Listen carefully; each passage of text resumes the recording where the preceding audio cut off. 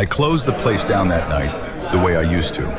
A roadhouse out past the county line, packed till 2, the kind of bar where the parking lot is darker than the road. And I walked out of it feeling good because I'd made friends. That was the part I had wrong. At the end of a long night, when the lights come up and everyone spills out into the gravel, you think the danger's behind you. You had your night, nothing happened, now you just go home. But the end of the night is the whole point. It's when the crowd that kept you safe walks off to their cars and leaves you standing alone in the dark, where somebody's been waiting for exactly that. There were 2 of them, older than me, and they were the best company in the building. Knew the bartender, knew the regulars, bought rounds, told the good stories. The kind of men who make a bar feel like a place you belong. I'd come in alone, and by midnight I was laughing with them like I'd known them for years. And I'll be fair, for most of that night, nothing was wrong. They were warm and they were funny, and I was glad they'd picked me to talk to. Which is how it works. The whole night was 2 men being the nicest people in the room. Last call came and the lights went up. That ugly bright that empties a bar. And I'd had too many. I knew it standing up. The room tipped a little. My keys felt far away in my pocket. And I did the honest math. I was in no shape to drive. Which is a responsible thought. It's the right thought. And out in that gravel lot, it was the exact thing they used on me. Because the second we hit the lot, they had a plan for me. You're not driving like that, no way. Come back to ours, crash on the couch, sleep it off. Easy, decent, the thing a good friend says. And part of me was grateful because they were right. I shouldn't drive. But the offer didn't stop. Come to the car, we're all heading over. It's 5 minutes, you'll be fine in the morning. Every friendly, sensible word of it pointed at the same place, their car with me inside it. And when I hedged, they leaned on the one thing that's supposed to keep you safe. You don't want to be out here on your own, man. Not like this. Whole crew's going back. You won't be alone. You won't be alone. I said I'd call somebody, wait for a ride. They stepped right over it. It's cold, it's late, don't be stubborn. Come on, we're parked right here. They kept it light, and they kept steering me across the lot toward their car.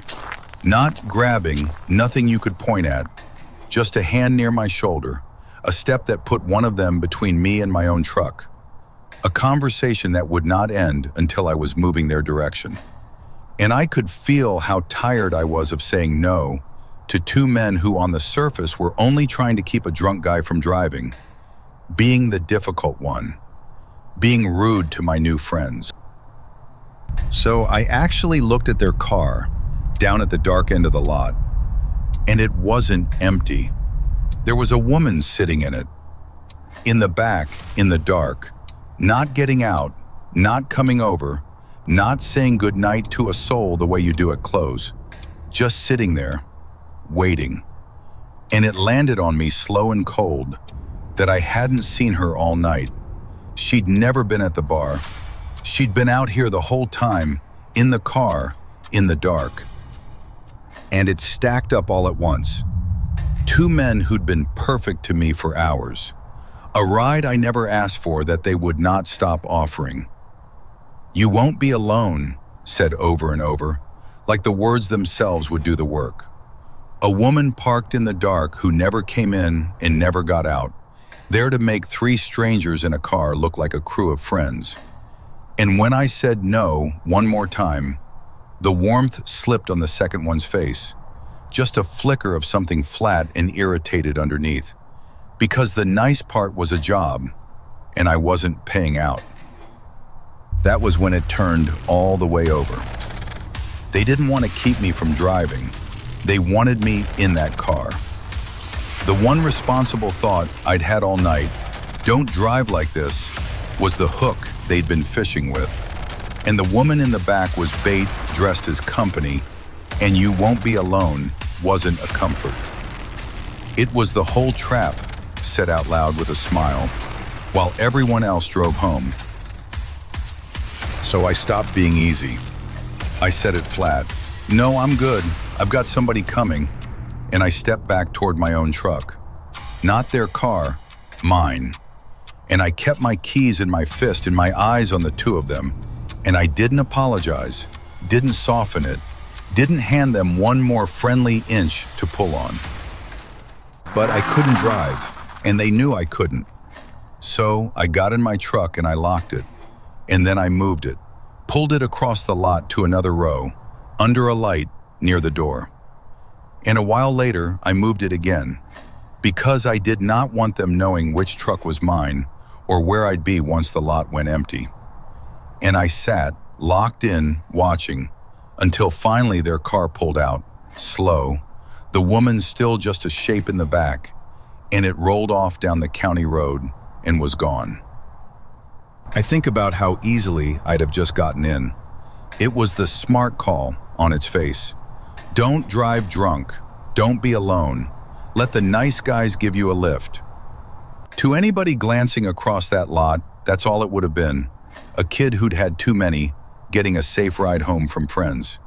A good decision. Right up until the doors shut. And it was 3 people I'd met that night, and a car going somewhere I didn't pick. I still go out. I just changed one rule, and I don't bend it. Nobody gets me into a car at the end of the night, not a stranger's, not a brand new friend's, no matter how much sense it makes. If I can't drive, I wait, on my own 2 feet, near the light, near the door, and I call somebody whose face I've known longer than one night. I used to think the danger at closing time was me behind the wheel. And that's real, but it isn't the only thing out there in the gravel. The kindest people in the bar were the ones who wanted me in their car, and I'm only here because I made them go home without me. I was a regular at a little late night place, and the best part wasn't inside. It was the back porch. Out past the noise, a couple of steps and a bare bulb, where people went to smoke and cool off and let the night come down. A friendly little world of night people, I thought, all sort of looking out for each other. That's the thing I never saw for what it was. The porch at the end of the night is a doorway too. Everybody out there is about to walk home, alone, into the dark. There was a man out there most nights who everyone sort of knew and nobody really knew. Friendly, always had food on him, of all things. A box of chicken, and he'd hand it around, pass you a smoke, ask how your night went. The harmless guy from the back porch, part of the furniture. The kind of person you're glad is around because he makes the edge of the night feel less lonely and a little less dark. I talked to him twice, that's all. 2 nights at the very end of them, out on that porch. Nothing much. He shared his food. We talked about nothing. He listened more than he said. And on the second night, easy as anything, he asked for my number. I did the soft thing, the polite dodge, said I wasn't really giving it out these days, and kept it light so nobody had to feel anything. And he took it fine on the surface, but under the warmth there was something that didn't match it. A beat where the friendly face went still and didn't quite come back. A little push after the no, one more reason, one more minute, a want that was too big for the porch. Nothing I could name, nothing I could point at. Just a wrongness that didn't fit the man handing out chicken under a bare bulb. And I did what you do. I let it go. Because what is there to do with a feeling like that? He was nice. He was always there. He never followed me, never touched me, never did one single thing you could call a thing. So I finished my night and I walked home the way I always did. A few blocks, alone. The way you walk when a place feels like it's yours. And I didn't think about him again. Days went by. He was just the chicken guy from the porch. And then it was the middle of some weeknight, deep in the small hours. My place was dark, I was asleep. The whole block was that heavy quiet, where a sound doesn't belong. And a sound came, down at my door. Not the buzzer, not a text. A hand knocking, slow and certain, at 1:30 in the morning. I lay there and told myself it was the wrong door. Somebody drunk, somebody lost, somebody who'd give up and go. And then it came again, and with it, a voice. Low, friendly, saying my name. Saying my name through my own door in the dead of the night. Warm, like it was the most normal thing in the world. Like we were old friends. And I knew that voice. It was him, the man from the porch. And the cold went all the way through me, because lying there I understood what I was actually hearing. I had spoken to that man twice, outside, at the tail end of 2 nights. I had never really told him my name, and I had never, ever told him where I lived. Not my street, not my building, not my door. And here it was, his voice, on the other side of it, at 1:30 in the morning, telling me, soft, that he just wanted to talk. I didn't answer. I didn't move. I let the apartment stay dark and asleep and nobody home. And he knocked again and talked, still friendly, then a little less friendly, a little more insistent. That same push I'd felt on the porch, with nothing warm left over the top of it now. Come on, he knew I was in there. He just wanted to talk. Open the door. I stayed against the wall by the door, in the dark, and I did not open it. I got my phone in my hand, ready, and I made myself breathe slow, and I waited him out. And after a long while, the talking stopped, and the weight of him left the other side of the door, and I heard him go back down the stairs, unhurried, like a man leaving a place he already knew his way around. I went to the window and watched him walk off up my street that he had no reason on earth to know, and turn the corner toward the late night place, back the exact way I walked home every night. And that's when the 2 little chats in that porch finally showed me what they'd been. He hadn't been getting to know me. He'd been learning me. Which way I left, which way I turned, which window went dark after. The chicken and the cigarettes and the listening were how he mapped the walk home of a woman who thought she was only being friendly. There was nothing to report, and I knew it even lying there. A man I'd met knocked on my door and left. He never broke a thing, never touched me, never said one word you could write down and call a crime. Someone I sort of knew came by late and I didn't answer. That's the whole of it, on paper. But he had stood at my door at 1:30, saying my name, and he had found that door without ever once asking me where it was. I moved not long after. New place, new walk, new hours. And I still go out. I'm not going to stop living at night. But I learned the thing the porch never taught me. A friendly face at the end of the night can be doing the exact same work as a man standing in the dark, learning you, watching which way you go when the lights come up. So now I keep the last part of my night to myself. Where I live, which way I walk, which door is mine. Nobody earns that over a shared cigarette. The harmless guy from the porch knew my door before I ever knew his name. I was driving home near 2 in the morning, the last little stretch, almost to my own street. A good long night behind me. The road's empty, just my headlights in the dark and the heater going. That floating, easy feeling of the night being over and nothing having gone wrong. Almost home, almost safe. That feeling was the exact thing they were counting on. It's a quiet road in, the last mile before my place. No streetlights out that far, houses set back, nobody around at that hour. The kind of dark road you stop really seeing because you drive it every single night.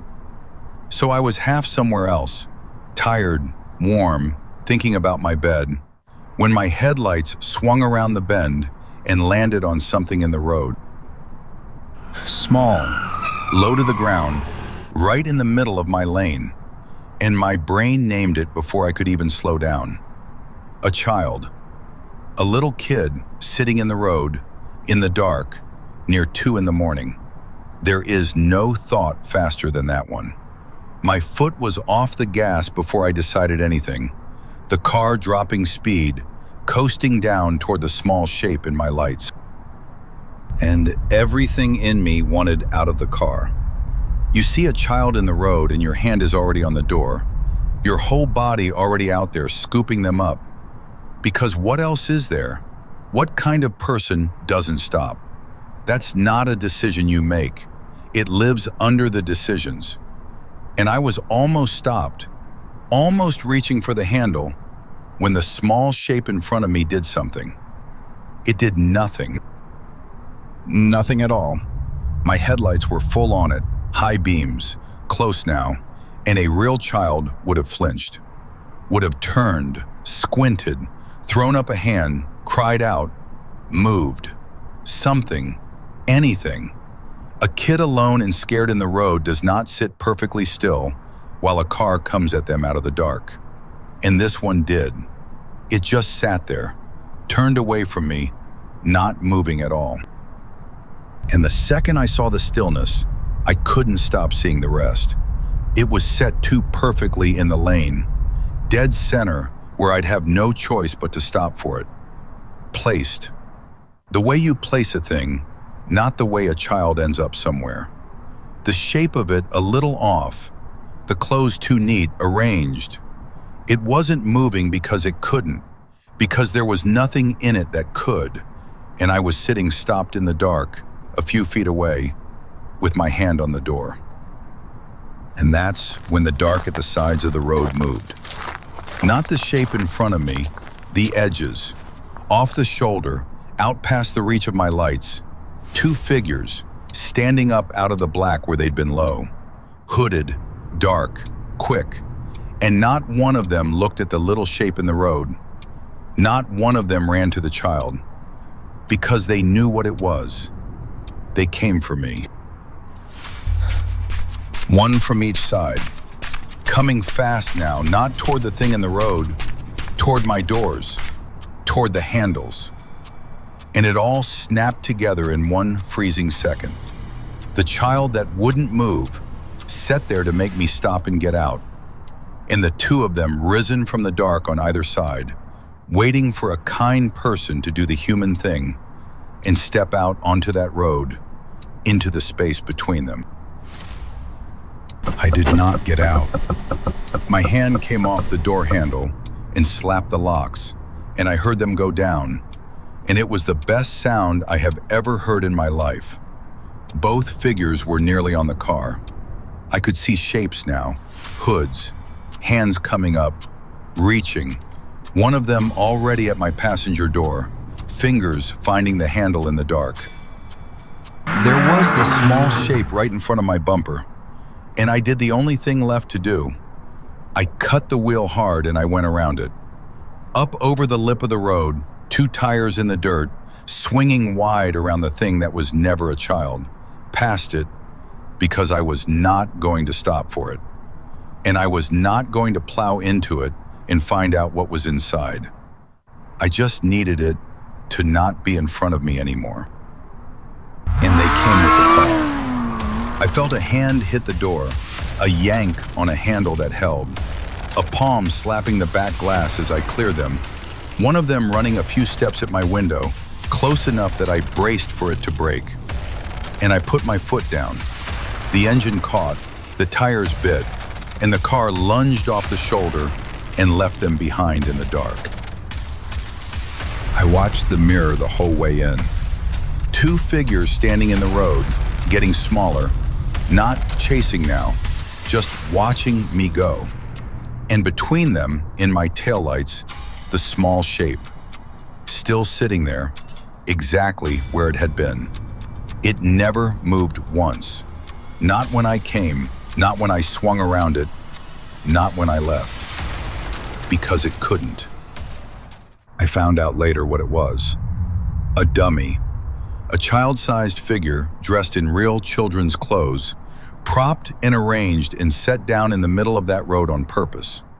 Not a lost kid, not a hurt one, a thing shaped like the one sight no decent person can drive past, put there to make somebody stop the car and open the door and step out onto a dark road. The police had heard of it before. It's a known way to pull a driver out. They never found the ones who said it.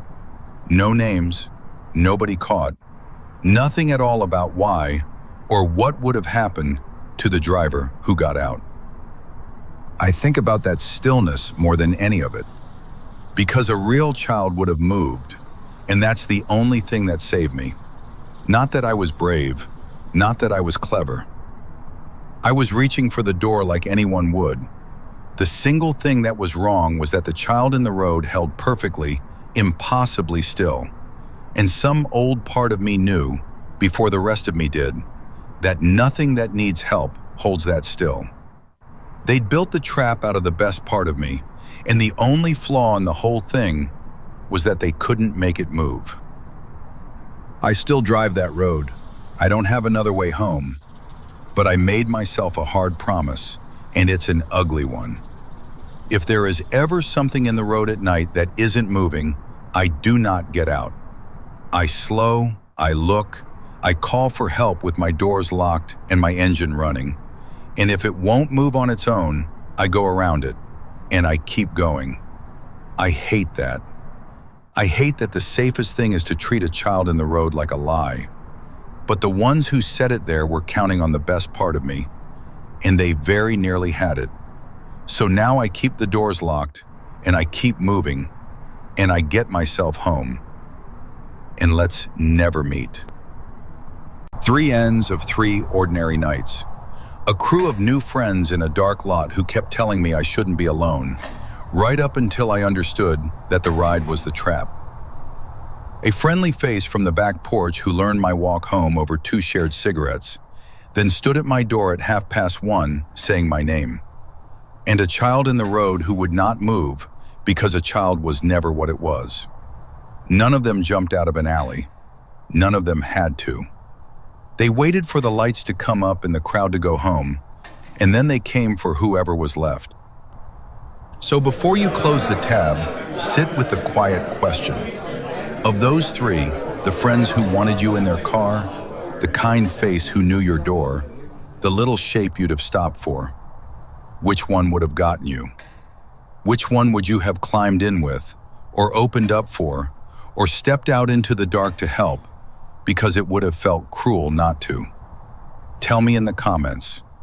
Subscribe so the next one reaches you before the lights come up.